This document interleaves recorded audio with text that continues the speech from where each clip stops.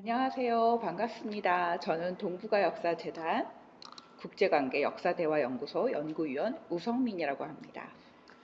글로벌 역사 외교대사 32기 여러분들을 환영합니다. 환영하는 의미에서 이렇게 꽃다발을 준비를 했습니다.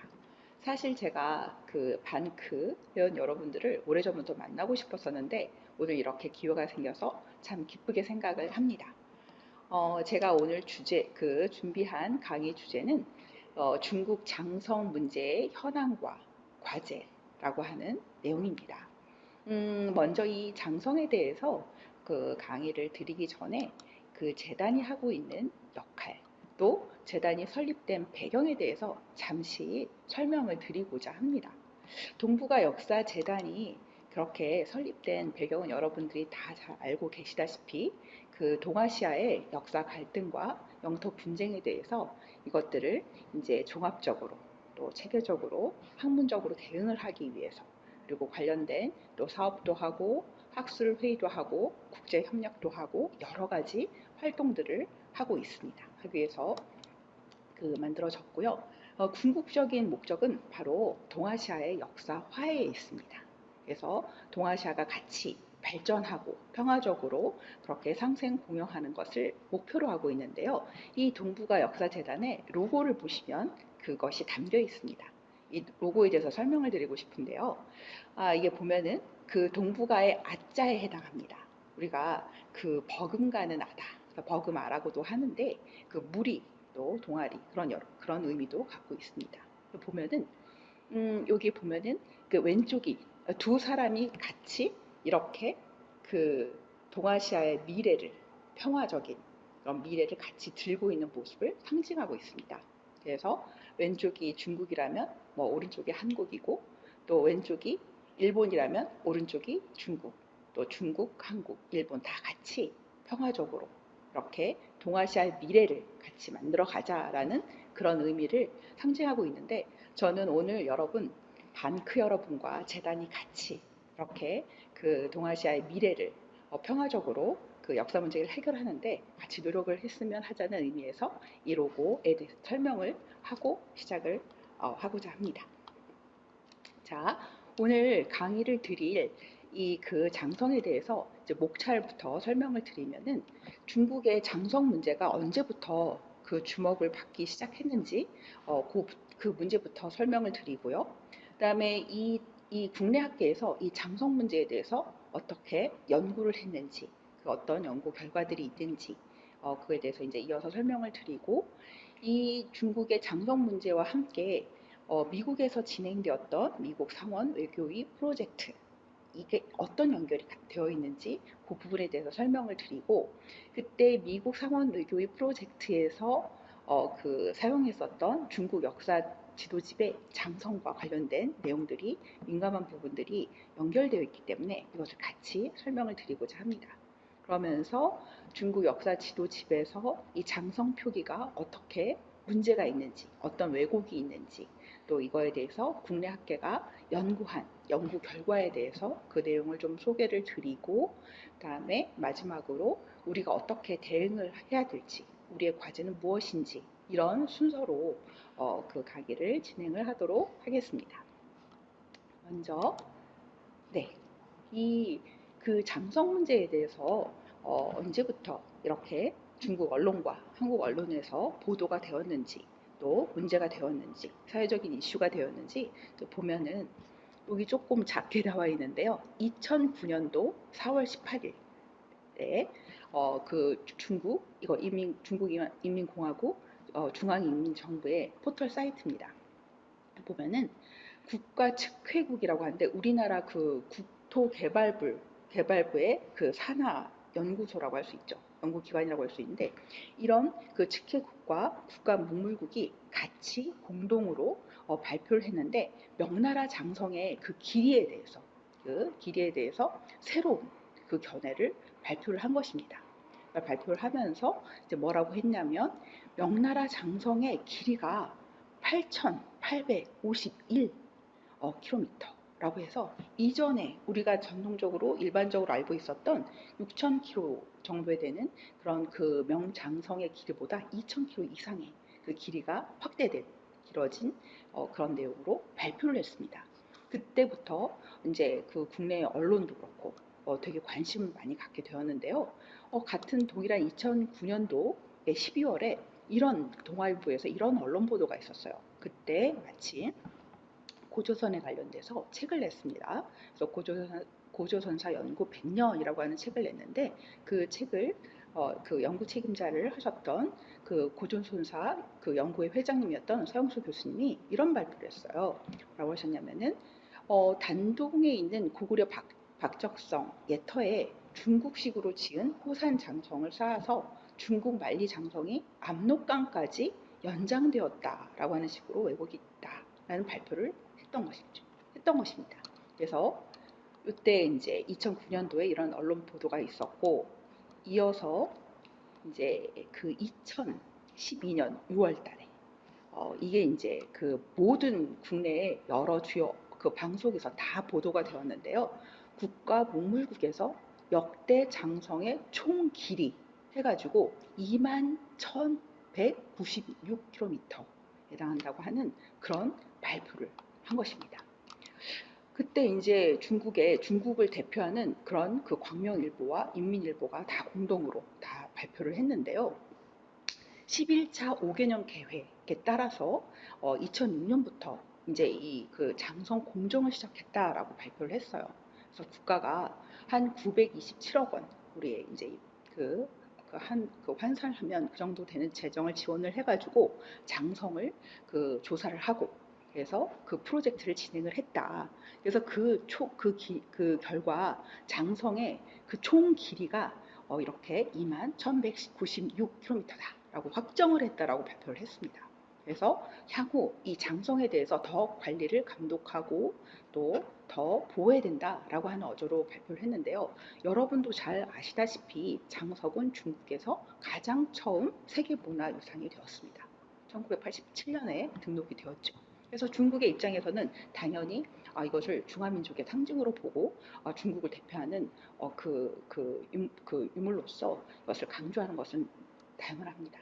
그런데 문제는 뭐냐면 이 장성 공정을 시작을 해서 여기에서 그런 새로운 결과를 발표를 했는데 그 내용이 보다시피 주의할 점이 장성 공정의 그 결과로 장성의 범위를 확정했다라고 하는 것입니다. 이 의미는 뭐냐면 국가가 의지를 가지고 이 장성의 범위를 이렇게 확정한 것이다 라고 해석을 할 수가 있는 것이죠. 그래서 그 역대 장성의 총 길이가 이제 어떤 것을 의미를 하냐면요. 기존에서는 우리가 알고 있는 장성하면은 그런 그 성벽이 이렇게 연결돼서 했었던 그것을 이제 장성이라고 일반적으로 보통 그 장성으로 이해를 했다면 여기에서는 그 외에 참호나 보루 같은 아니면 그 봉화대 같은 주변의 부대 시설, 부속 시설들을 다 합해서 이것을 더한 길이를 그 역대 장성의 그 총 길이라고 그렇게 해석을 한 것입니다. 그래서 그 관련 유물들이 43,727곳이나 나왔다. 그동안 이 공정의 결과로 이렇게 나왔다라고 해서 이렇게 발표를 한 것이죠. 전통적으로는 우리가 그 만리장성을 보통 중국의 역사적 강영을 표시하는 상징으로서 이제 구간을 동쪽에서는 하북성의 산해관부터 그 동쪽 시작을 하고 있고 또 서쪽으로는 감숙성의 이제 가욕관, 자위관이라고 하는데 거기까지 이렇게 일반적으로는 그렇게 거리를 우리가 그 이해를 하고 있었는데 지금 이 결과가 지금 중국의 그 역대 장성의 길이가 발표가 됨으로써 이제 이 변화가 생겨서 이 동쪽 시작점이 그 산해관이 아니라 그 압록강까지 이렇게 연결이 돼서 연장이 된 그런 결과가 발표가 된 것입니다. 그래서 그때 이게 이제 2012년 그러니까 6월 12일입니다. 그러니까 이 발표가 나고 나서 얼마 안 돼서 재단에서 국내학계랑 같이 협력을 해가지고 중국의 역대 장성 발표 관련 전문가 토론회를 했습니다. 그래서 주요한 내용들을 발표를 하고 그 내용들을 이제 연구한 결과를 나중에 책으로도 그렇게 출간을 했습니다. 중국 역대 장성 연구라고 하는 책을 이제 발표도 출간하고 했는데요. 여기서는 이때 전문가 토론회에서 발표했던 주요한 그 두 분의 발표 내용을 중심으로 소개를 드리고자 합니다. 여기서 중국의 그 장성 공정의 핵심은 뭐냐면 이전의 장성에 대한 개념이 바뀌었다는 겁니다. 장성에 대한 개념이 지금 더 확대돼서 확장되어서 성벽뿐만이 아니라 그 참호 또 부속 건물 또 관보 및 여러 시설들을 포함한 4만 개 이상의 그 모든 것들을 다 합한 것으로 나왔는데요. 자, 이 주장이 어떤 근거가 있는 것인지 또 그 발표했었던 한 교수님의 내용을 소개를 해보겠습니다. 보면은 중국 학자들이 주장하는 그 요동, 예를 들면 요동 중부 지역의 장성 노소를 한번 봤더니 청나라 때 그 유조변이 있었어요. 이 유조변은 뭐냐면은 나무로 된 목책으로 그 변방 지역의 경계를 표시를 한 것이었거든요. 또 동부 지역의 장성 구간을 보면은 장성의 흔적은 보이지 않고 그 적이 쳐들어왔을 때 그 침입을 그렇게 알리는 봉수대 같은 흔적은 있었습니다. 그러니까 이렇게 정말 장성의 유적이 아니라 장성의 부대 시설에 그런 그 흔적들이 있었는데 이제 이런 것을 가지고 이걸 다 그렇게 개념을 확장해가지고 그렇게 해석을 하는 것으로 주장을 한 것입니다. 그래서 논지가 되게 빈약하다라고 하는 것들을 우리가 알 수가 있는데요. 또 하나의 중요한 발표는 이런 발표였습니다. 만리장성의 동쪽의 기점이 산해관인가 압록강인가. 그래서 이것은 그 강원대학교 남희영 교수님이 발표를 했는데요. 자, 그 내용을 보면은 중국은 지금 만리장성의 동쪽 기점이 압록강변이라고 하는데 그 근거를 호산 산성이라고 주장을 한다라고 설명을 했습니다. 이것은 바로 명대 요동을 방어하기 위해서 축조했던 요동 변장의 근거를 두고 있다 그랬는데 이 변장은 뭐냐면 이 요동의 그 변두리 지역의 그 담벼락들을 연결했다라는 그런 의미로 해석할 수 있는데 요동 변장 과연 만리장성의 일부러 할 수 있을까라고 하는 그런 그 질문을 했는데요. 그래서 반박을 했던 그 논리적으로 그렇게 학문적으로 제시를 해서 문제 제기를 했는데 자 요걸 설명하기 전에 잠시 중국 교과서에는 어떻게 되어 있는지 중간에 잠깐 삽입을 해서 소개를 해드리고자 합니다. 이 중국 교과서 내용을 잠깐 보시면 이 교과서는 중학교 1학년 학생들이 필수로 배우는 지금 7학년 그 하책에 해당하는 교과서입니다. 필수로 배우고 있고요. 이 책은요, 2017년도에 중국이 국정교과서로 이렇게 전환을 하면서 모든 학생들이 이렇게 배우는 그런 교재가 됩니다. 교재가 되는데 여기서 보면은 네, 이 내용을 제가 해석한 것을 보여드리겠습니다. 번역한 것을 보면 여기에 지금 그 기존에 있는 우리가 알고 있는 명대 장성이 동쪽은 예를 들면 산해강부터 시작을 했다라고 하면 지금 이렇게 압록강부터 시작하고 있다고 그 교과서 내용이 서술이 이렇게 변화가 생겼습니다. 그래서 서쪽까지는 가요간에 이르기까지 총 길이가 만열에 해당하는 명장성을 만들었다라고 이렇게 설명을 하고 있고요. 그리고 아까 처음에 말씀드린 것처럼 이 장성에 대한 해석이 개념이 확장되고 변화됐던 것들을 교과서에도 서술을 합니다. 뭐냐면 명대 장성은 성벽을 주체로 해가지고 요새와 망대와 봉화대 등으로 다 구성이 되어 있다. 라고 해서 이 장성의 개념이 이렇게 확대되는 것을 알 수가 있거든요. 자, 여기 보면은요. 다시 이제 돌아가서 이 명대 만리 장성을 구성하고 있는 가장 중요한 군사적 요지에 설치한 중요한 진이 9개가 있었는데 이 9개 이 그 중진을 중심으로 해서 연결된 벽돌성을 수축해 가면서 방어선을 형성하고 또 그 관할 구역을 정하고 있었는데요. 이런 그 이제 진들을 요동진, 예를 들면 산서진, 뭐 그 감숙진, 그래서 이런 진들과 진들을 이렇게 일선으로 성벽으로 연결하는 대공사를 그 당시에 시도를 했던 것입니다. 명나라 때 요동에서 해야 될 그 동부의 여진 세력을 방어하기 위해서 이렇게 이제 그 대공사를 했는데요. 이제 예를 들면 요동진 같은 경우에는 가장 동쪽에 위치하고 있는데 이 지역을 보호하는 그 요동 변장을 이제 그때 만들었던 것입니다. 그래서 산해관, 우리가 일반적으로 알고 있던 산해관에서 더 북쪽으로 발해만을 따라서 이렇게 요양, 심원, 개원, 무슨 봉황사까지 포함돼서 이렇게 그 위로 수축을 한 것입니다. 그래서 이때 명대 가정연간에 오산산성으로 이제 추정된 것들이 이제 그 수축된 것으로 확인이 되는데, 이건 이제 조선왕조 실록에도 이렇게 기록이 나와 있기는 합니다. 나와 있는데, 문제는 뭐냐면 그 당시 명나라 때 그 고지도에도 보면 명대 요동 변장도라고 하는 지도에 고지도에도 보면은 요동 변장은 압록강까지는 연결되어 있지는 않습니다. 그리고 장성처럼 이렇게 견고한 벽돌식 장성은 축조되지 않았고 압록강 편에서는 찾아볼 수가 없다는 것입니다. 그리고 그 연구 결과에 의하면 오히려 이 호산 산성에서 어떠한 장성 그 흔적도 보이지 않고 오히려 고구려의 옛날 흔적이 있었다, 고성의 흔적이 있었다라고 하는 중국 학자의 발표가 있었습니다. 그래서 이런 내용들이 소개가 되었고, 그래서 결론적으로는 이 호산 산성은 1990년대 이후에 신축된, 호화롭게 벽돌로 이렇게 장식해서 신축된 현대판 장성이다라고 하는 내용이 발표가 되었던 것입니다.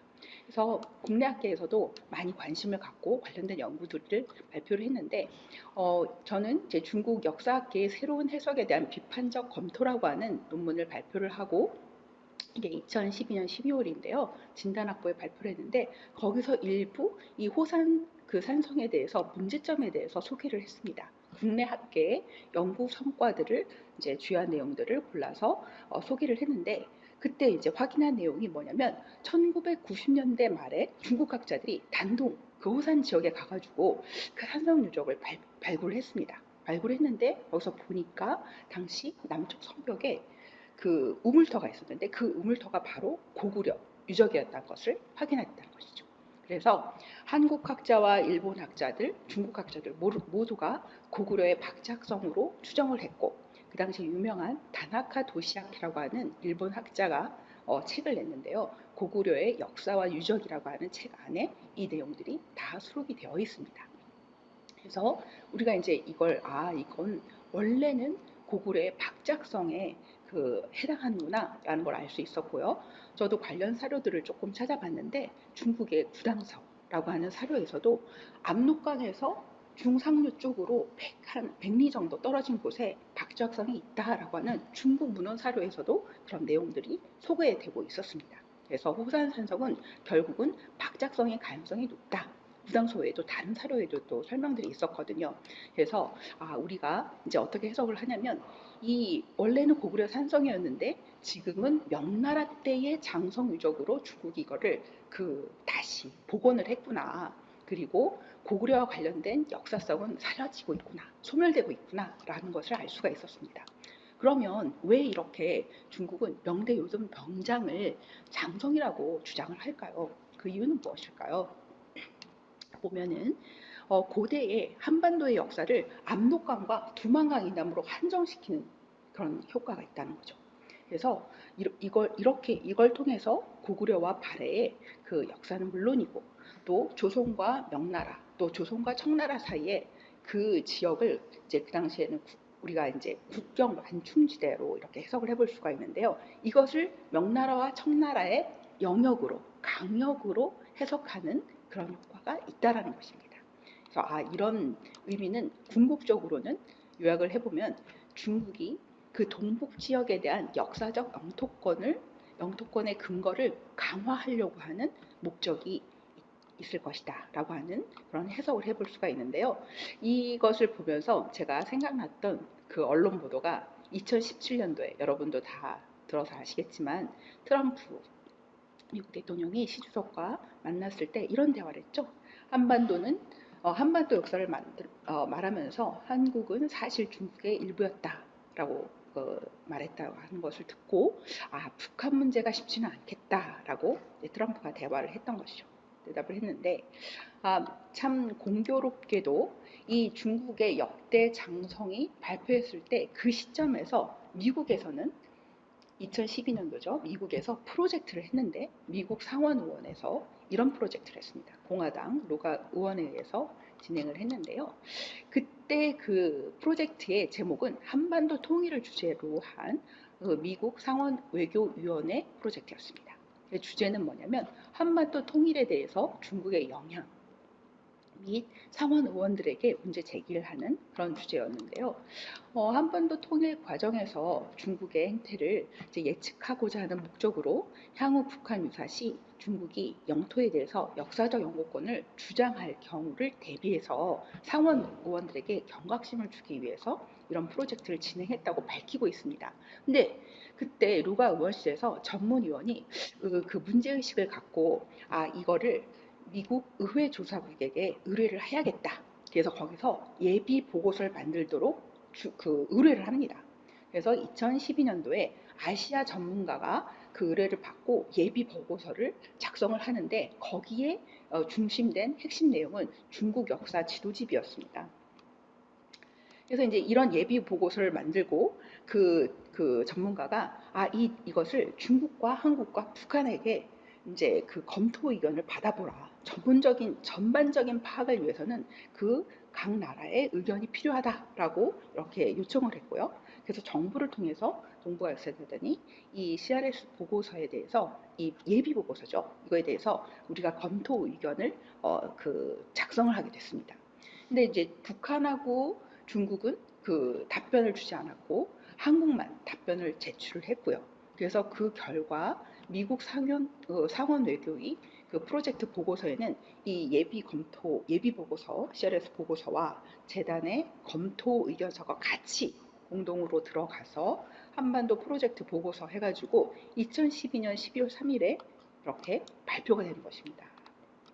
근데 그때 저희 국내 학계에서도 재단에서도 그때 주목한 것은 무엇이냐면 이 CRS 보고서에서 중국 역사 지도지 장성이 표기가 되어 있거든요. 여기에 주목했다라는 것에 우리가 집중을 하게 됐습니다. 그래서 담기항에 이 중국 역사 지도집이 중요하다는 것을 이제 알게 되었고요. 그래서 이 중국 역사 지도집이 어떻게 만들어졌는지 그 배경에 대해서 봤는데 이건 정치적인 의도가 있다라는 것을 확인할 수가 있는데요. 1909년도에 중국에 이제 처음으로 그 지리학회가 설립이 되는데 이제 그때 그 장화문이라고 하는 학자가 설립을 하고 그다음에 지학 잡지라고 하는 학술지를 만들어요. 근데 그 학술지 서문에 이런 얘기가 나와요. 지금 그 제국주의자들에게 의해서 그 세력 확장으로 인해서 중국의 병강이 위태롭다. 그래서 살기 위해서는 이 지리 지식이 있어야 된다. 민족이 흥망하고 생존하는데 이 지리 지식이 필요하다. 그래서 지리학자들이 민족주의적으로 구국 입장에서 지리를 연구하게 됩니다. 근데 이 이제 학회가 나중에 발전을 해서 우공학회로 발전하는데 거기에 주요 그 구성원이었던 그 단치샹 담기항이라고 하는 역사 지리학자가 목단대 교수였는데요. 그 모택동에 승인을 받고 1954년에 이제 승인을 받고 이 중국 영토를 역사상의 모든 그 중국의 영토를 그리는 그런 대규모 프로젝트를 시작을 하게 됩니다.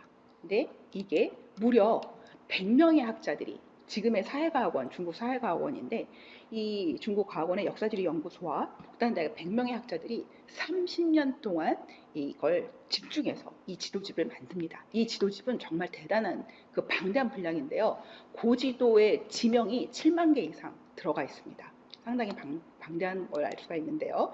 문제는 이 지도집에 연나라와 진나라와 한나라식의 장성이 다 한반도 서북부까지 들어와 있다는, 연결이 되어 있다는 거죠. 그게 저희들하고 직접적인 연결이 되어 있는데 이제 그때 이 문제에 저희들이 이제 그걸 대응하기 위해서 그 공동 연구를 기획하게 되었고 그때 그 한밭대 그 공석고 교수님을 초청해서 같이 이 프로젝트를 진행하게 되었습니다. 그래서 이제 공석고 교수님이 그 당시 이 프로젝트를 공동 연구를 하시면서 논문을 발표를 하셨는데요. 그 연구 결과를 2014년, 15년, 16년, 17년 해가지고 이 중국 역사 지도집에 있는 이 장성의 그 표기 또 그런 문제점에 대해서 어떤 왜곡과 오류, 학문적인 어떤 그런 논리적으로 잘못된 부분들에 대해서 이것들을 분석해가지고 발표를 했습니다.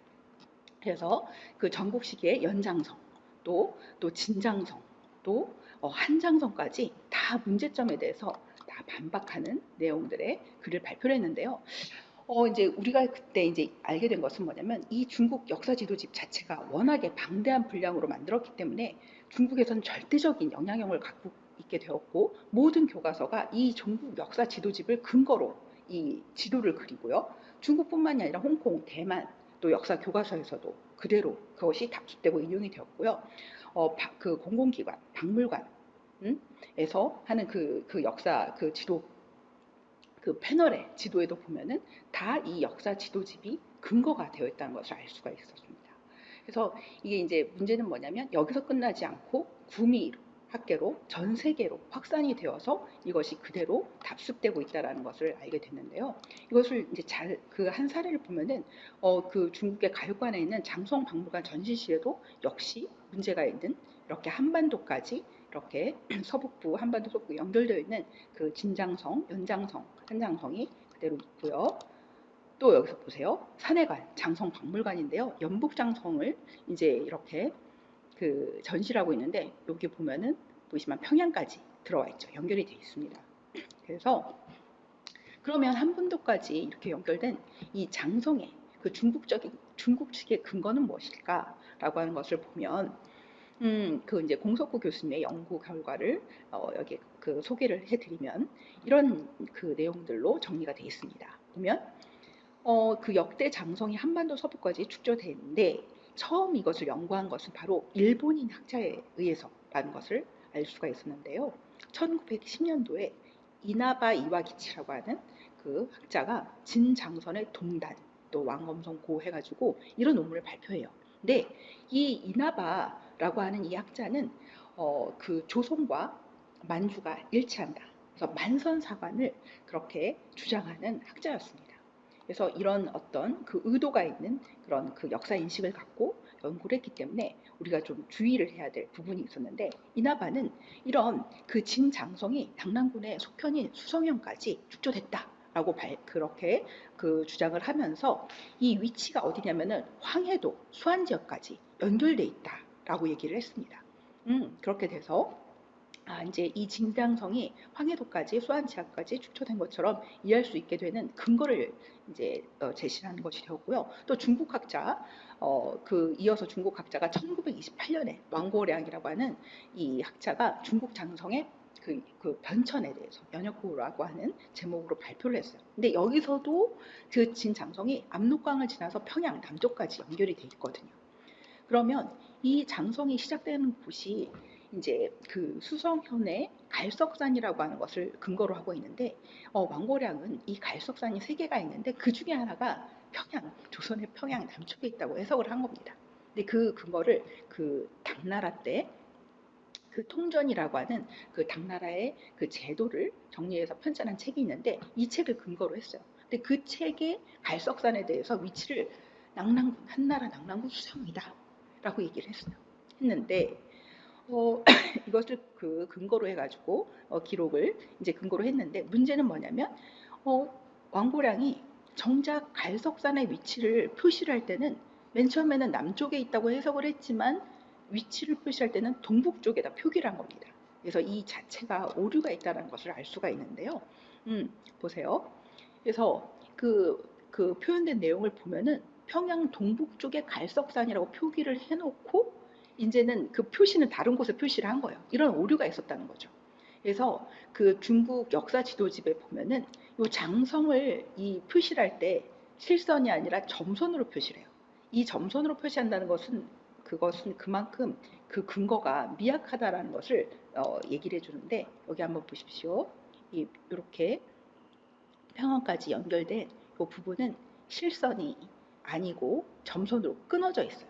장성이 이렇게 다 연결이 되어 있다고 치면은 여기는 이것이 이렇게 군데군데가 띄어져 있는 연결이 되어 있지 않습니다. 그래서 하지만 지금 문제는 뭐냐면 이 많은 박물관에 그 지도 패널에 보면 이 선이 다 연결이 돼서 실선으로 연결되어 있다는 게 문제점인데요.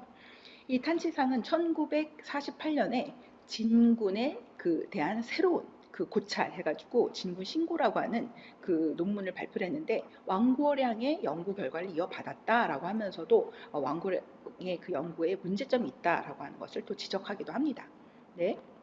여기서 어떤 내용들을 얘기를 하면은, 중국 측에 주장이 되는 근거가 되는 사료로서 사기세근, 당나라 때 사기세근이라는 책에 인용된 지리서, 태강지리지라고 하는 책을 이제 인용을 하는데, 이 책 자체가 그 당시에는 인수를 하자고 필사를 하잖아요. 그 과정에서 그 기록이 새롭게 막 추가되는 그런 현상들이 있었는데, 그 가운데 그 문제가 있었다는 것을 확인할 수가 있었습니다. 그래서 이 결론적으로는 이게 바로 평양에 있는 갈석산을, 낙랑군 수정현이 위치한 갈석산이 평양이 아니라 그 요소 지역이다. 313년도에 낙랑군이 그렇게 멸망하고 그 축출되는 과정에서 요소로 옮겨지는데, 그때 그 위치를 이렇게 잘못된 그런 그 표현을 한 것이다라고 이렇게 결론을 내리게 됩니다. 이런 문제 뿐만 아니라 이런 근거를 제시했을 뿐만 아니라 또 어떤 문제가 있었냐면요. 1984년도에 북한에서 그 평안북도에 이제 위치하는 대령강, 그 대령강을 따라서 장성의 유적이 그렇게 발견이 됩니다. 그래서 1987년에 구체적인 조사 내용이 발표가 됐는데, 북한학회에서요, 이걸 대령강 장성이라고 했습니다. 근데 북한학회에서는 이렇게 이제 그 장성에 대해서 유적을 발굴을 하고 그렇게 발표를 했는데, 중국학회는 이걸 가지고 이게 바로 진장성이 맞다. 이것을 근거로 오히려 중국 측 주장이 맞다라고 더 강조를 하게 된 결과가 나타난 거죠. 그래서 중국은 이 대령강 장성을 보고 바로 이게 연장성이었고 진장성이었고 한장성의 흔적이다라고 하는 결론을 내리고, 그래서 중국 역사 지도집이 맞다라고 하는 주장을 하게 된 거죠. 그래서 이걸 이름을 연진한장성이라고 부를 정도로. 보면은 대령강 장성의 그 위치가 여기 있습니다. 그래서 여기가 이제 이 천마산에서 이제 이게 물이 이렇게 흘러나와가지고 수원지가 되는데, 여기서 청천강으로 이렇게 그 물이 흘러가는데요.